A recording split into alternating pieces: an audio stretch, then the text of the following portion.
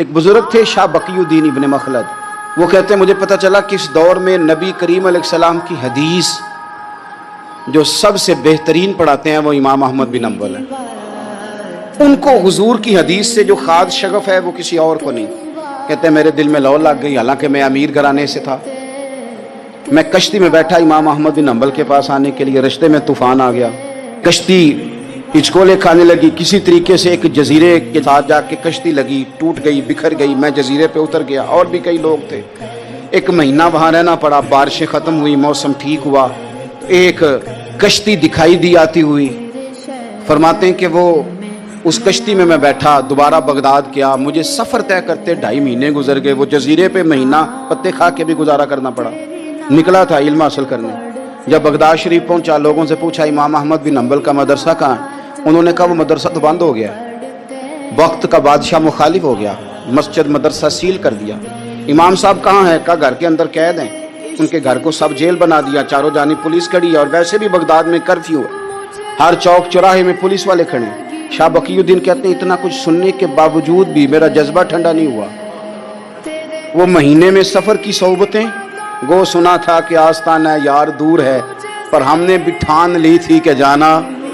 گو سنا تھا کہ آستانہ یار دور ہے، پر ہم نے یہ ٹھان لی تھی کہ جانا ضرور ہے۔ کہتے ہیں پہنچ گئے، اب پتہ چلا کہ کرفیو ہے، سڑکوں پہ پولیس کھڑی ہے، گلیوں میں چوکوں چوراہوں میں پہرے ہیں، امام صاحب تک تو جا کوئی نہیں سکتا۔ کہتے ہیں میں نے ایک شخص کی منت کی، میں نے کہا کسی طریقے گاڑی بتا۔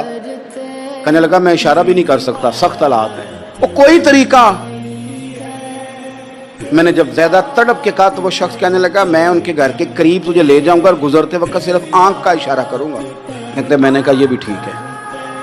ان کے گھر کے تیری تلاش میں پھرے نا ہم جنگل پہاڑ اور دشت میں، ان کے دروازے کے قریب اس نے اشارہ کیا۔ شاہ بقی الدین کہتے ہیں کہ میں گھر دے کے آ گیا واپس۔ اب میں سوچنے لگا کہ کیسے امام صاحب تک پہنچنا ہے، بڑی تجویزیں سوچیں، بڑی تجویزیں، کام والا بن جاؤں، پھیری لگانے لگ جاؤں۔ پھر سوچا کہ اگر میں کچھ بیچوں گا ریڑھی پہ رکھ کے تو کوئی خریدنے نکلے گا، کوئی نہیں نکلے گا، کس طرح کروں، کیا کروں، بڑی سوچیں۔ بالآخر میں نے طے کیا، اللہ اکبر، میں نے نہ کپڑے پھاڑ لیے، امامہ اتار دیا۔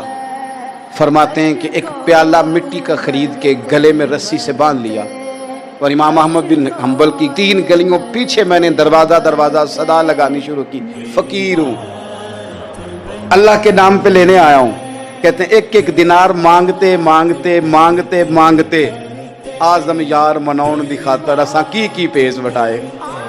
کہتے ہیں مانگتے مانگتے نا میں امام احمد بن حنبل کے دروازے تک آیا، امیر گھر کا بچہ تھا، بڑے پیسے جیب میں ہوتے تھے۔ امام کے دروازے پہ صدا لگائی، کوئی ہے اللہ کے نام پہ دینے والا؟ کہتے ہیں وہ نور بھرا دروازہ کھلا، ایک گورے مکھڑے والا، سفید داڑھی والا، سونے امامے والا، چمکدار آنکھیں، نورانی شباہت۔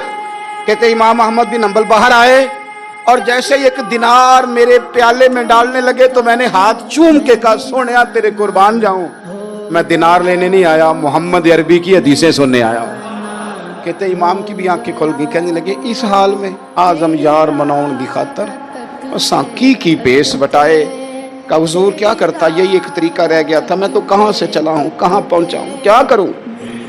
امام صاحب فرمانے لگے پھر میں بھی بڑے دنوں سے پریشان تھا، کوئی سیکھنے والا نہیں مل رہا تھا، تو مل گیا۔ کہنے لگا حضور میں روز آ جاؤں فقیر بن کے، آپ جتنا چاہیں 2 4 5 منٹ میں مجھے حدیثیں سنا دیں، میں اگلے دن یاد کر آیا کروں۔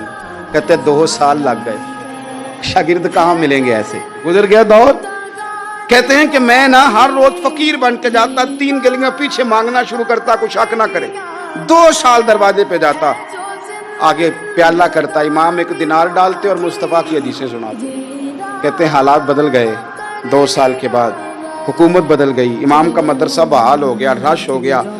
بادشاہ بڑا عقیدت مند تھا، جو نیا آیا اس نے بڑا کر کے ادارہ بنا کے دیا۔ جس دن میں گیا تو رش لگا ہوا تھا۔ کہتے ہیں حالات بدلے تو ہم نے بھی کپڑے بدلے، ہم نے بھی کپڑے بدلے، ہم نے بھی دوبارہ سے دستار باندھی، اور کہتے ہیں بڑے لوگ بیٹھے ہوئے تھے، میں جب داخل ہوا نا تو امام اٹھ کے کھڑے ہوئے، آپ فرمانے لگے پتر ادھر آ، تو آگے آ کے بیٹھ، لوگ دین سیکھنے آتے ہیں، تو فقیر بن کے مانگنے آیا تھا۔